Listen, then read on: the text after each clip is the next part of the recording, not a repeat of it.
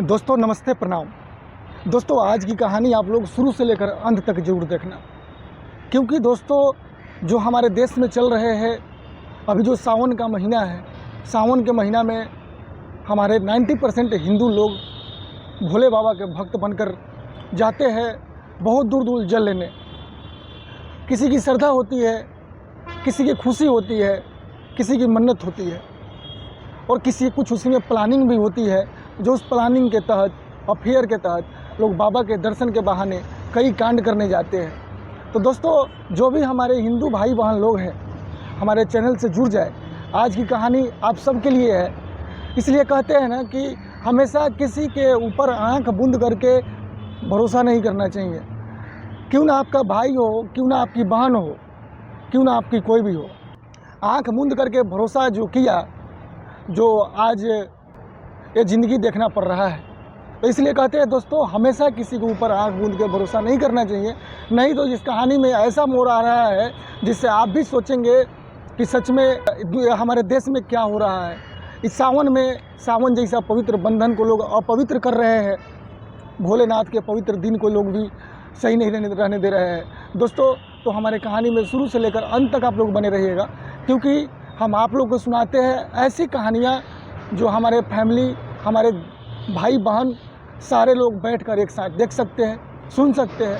और सुनने से इंटरेस्ट नहीं आएगी बल्कि आपको सीख मिलेगी कि भाई ये ज़रूर सीख देकर जाता है। क्योंकि दोस्तों मैं निगेटिविटी नहीं बताता हूँ, क्योंकि मेरी मकसद है दोस्तों सच्चाई बताना, आप लोग के पास सच्चाई पहुँचाना, ताकि आप लोग भी सतर्क रहे और सेफ रहे।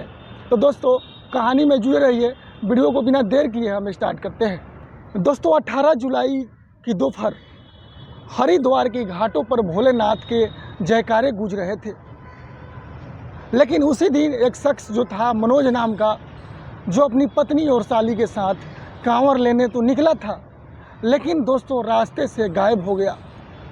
उसकी पत्नी और साली तो जल लेकर वापस लौट आई, लेकिन मनोज आज तक नहीं लौटा। समझे कुछ? मनोज आज तक नहीं लौटा। ये सुनते ही गांव में दोस्तों खलबली मच गई। लेकिन सबसे बड़ा सवाल ये था कि मनोज गायब हुआ तो कहाँ हुआ? क्या वो खुद भाग गया या किसी ने उसे गायब किया, या फिर सच्चाई कुछ और ही था?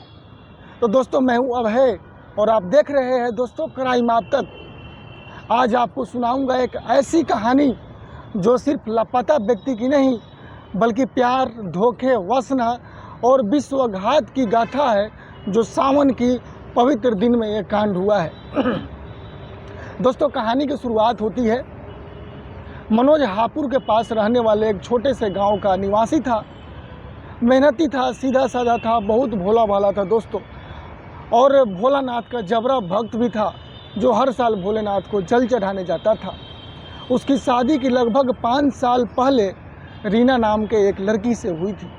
रीना बहुत हैंडसम, खूबसूरत थी, लेकिन उसकी आंखों में कभी भी वो स्थिरता नहीं थी जो एक सुहागन में होनी चाहिए। रीता की एक छोटी बहन थी जिसका नाम था दोस्तों नीतू, जो अक्सर मायके से बहन के घर आती जाती रहती थी। मनोज शुरू में इस बात को नज़रअंदाज करता रहा, लेकिन उसे अंदाज़ा नहीं था कि उसके घर में एक खतरनाक खेल खेला जा रहा है। मनोज, रीना और नीतू यानी जीजा, पत्नी और साली का तिकोना रिश्ता को जो जहर था वो घुलने वाला था। रीना और नीतू का बाउंडिंग थोड़ी अजीब थी। जब भी मनोज घर आता तो दोनों बहन आपस में इशारा करती और ही हंसी ठिठोली होती। धीरे धीरे मनोज को लगने लगा कि इन दोनों के बीच कुछ छुपा हुआ है ना? क्योंकि लगने लगता है दोस्तों कुछ वाकई में। और वो कई बार आधी रात को उठता तो देखता रीना बिस्तर पर नहीं रहती थी। कभी कभी तो उसे ऐसा भी लगा जैसे नीतू और रीना के बीच कोई संबंध है। लेकिन मनोज को शक हुआ कि मामला सिर्फ इतना ही नहीं दोस्तों इस बीच में जब देवर की एंट्री आती है तो ये मामला आग की तरह फैल जाती है। रीना की जो बहन नीतू का देवर अर्जुन भी अक्सर उनके घर आता जाता था, और तभी से घर में अजीब सी हलचल शुरू हो गई थी। अजीब सी हलचल कहे तो प्यार की खुशी। कई बार तो मनोज ने देखा कि नीतू और अर्जुन किसी कोने में फुसफुसा रहे हैं। वो बातें को छुपाते आंखें चुराते मनोज के सब अजीब लगता। धीरे धीरे उसने लगने लगा कि शायद नीतू का चक्कर अर्जुन से चल रहा है। लेकिन दोस्तों कहानी में असली ट्विस्ट तब आया जब कांवड़ यात्रा की बात उठी। 18 जुलाई कांवड़ यात्रा था। यह साजिश की शुरुआत थी दोस्तों मनोज ने सोचा इस बार भोले बाबा के दर्शन करने सब चले। पत्नी, साली, भाई सब साथ चल पड़े। हरिद्वार में तो भीड़ होती ही है, गए होंगे तो आप लोगों को पता होगा। कौन कौन हरिद्वार गए हैं भाई कमेंट में भी बताइएगा। भक्ति का माहौल हरिद्वार में रहता है और सब जो था ठीक ठाक चल रहा था। लेकिन 19 जुलाई को जब गांव वालों ने देखा कि रीना और नीतू और अर्जुन तो लौट आए लेकिन मनोज वहीं से दोस्तों गायब। ये सब सुनने के बाद लोग दंग रह गए कि भाई मनोज कहाँ गायब हो गया, आखिर क्यों गायब हुआ। न किसी को आता न किसी को पता। रीना ने कहा मनोज तो रास्ते में ही अलग हो गया था, हमने बहुत उन्हें ढूंढा लेकिन मिला नहीं। लेकिन गांव वालों को धीरे धीरे शक होने लगा कि भाई ज़रूर कुछ न कुछ गड़बड़ है, क्योंकि उनकी साली, देवर, भाभी सारे गई थी। मनोज का फ़ोन स्विच ऑफ आ रहा था। लेकिन एक लड़के ने पुलिस को बताया कि उसने हरिद्वार में एक जगह मनोज को रोते हुए देखा था, बिलखते हुए देखा था और बार बार कह रहा था कि मेरी बीवी और साली ने मेरे साथ मिलकर धोखा किया है।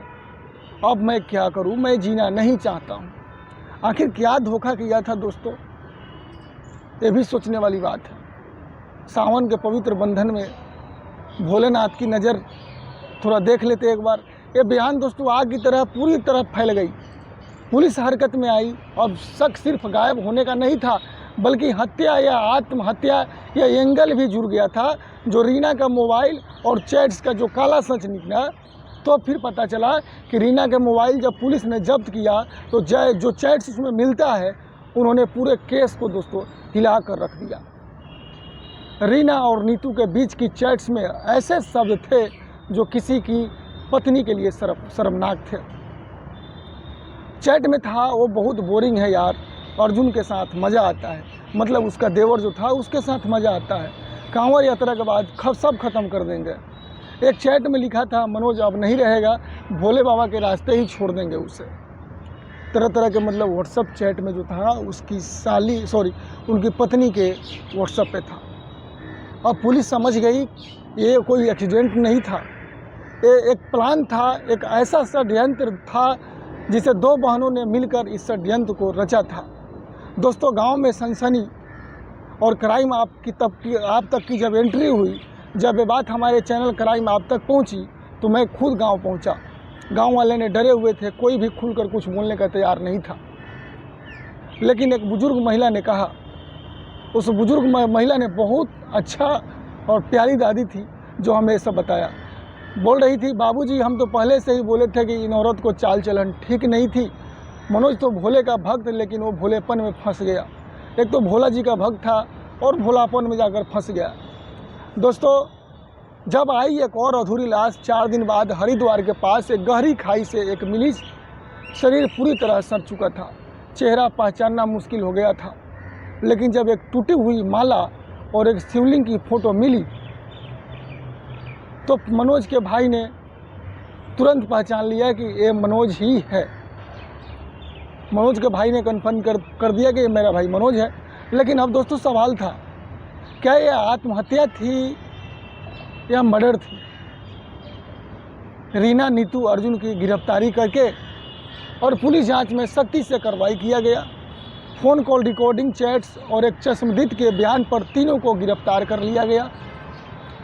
पुलिस का कहना है दोस्तों कि जब तीनों का प्लान बनाया था कांवड़ यात्रा की भीड़ में मनोज को धक्का देकर खाई में गिरा दो और फिर भोले बाबा के नाम पर सब कुछ छुपा दो।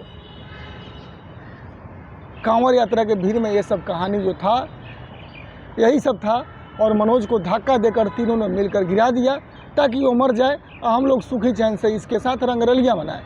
दोस्तों आज भी गांव वाले कहते हैं ना, मनोज बहुत सीधा था लेकिन उसने गलत लोगों पर भरोसा कर लिया।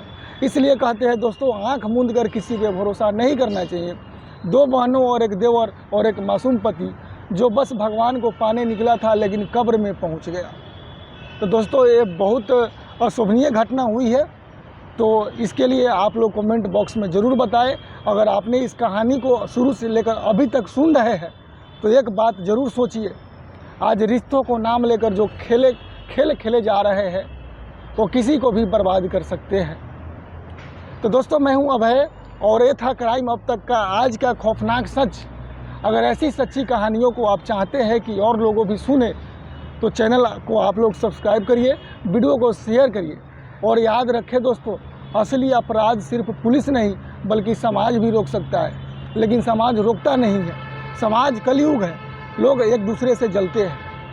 हकीकत है दोस्तों, हम लोग भी गांव से जुड़े हुए आदमी हैं, हम लोग बिहार से बिलोंग करते हैं, लेकिन क्या है कि हम दिल्ली में हैं अभी। दिल्ली से आप लोग के सामने मैं ये स्टोरी पहुंचाया हूं, लेकिन समाज नहीं समझा सकता है दोस्तों, क्योंकि आजकल कलयुग में समाज में एकता नहीं है जो पहले था। पहले यूनिटी थी, एकता थी, किसी काम को करने के लिए एकता हो जाती थी, लेकिन दोस्तों आजकल एकता नहीं है। अपना भाई भाई में तो एकता ही नहीं है, तो समाज में क्या एकता होगा, आप ही बताओ ना। तो दोस्तों, आप लोग के साथ मैं डेली एक अपलोड वीडियो करता हूँ आप लोग के लिए। आप लोग से मैं विनती करता हूँ कि आप लोग हमारे वीडियो को शुरू से लेकर अंत तक ज़रूर देखा करो, क्योंकि आप लोग को कुछ चीज़ ज्ञान ऐसा मिलता है जो आप लोग कोई नहीं बताता है। तो दोस्तों, आज की कहानी यहीं तक ख़त्म करते हैं, फिर मिलते हैं दोस्तों एक और नई क्राइम स्टोरी के साथ। जब तक के लिए दोस्तों, नमस्ते, प्रणाम।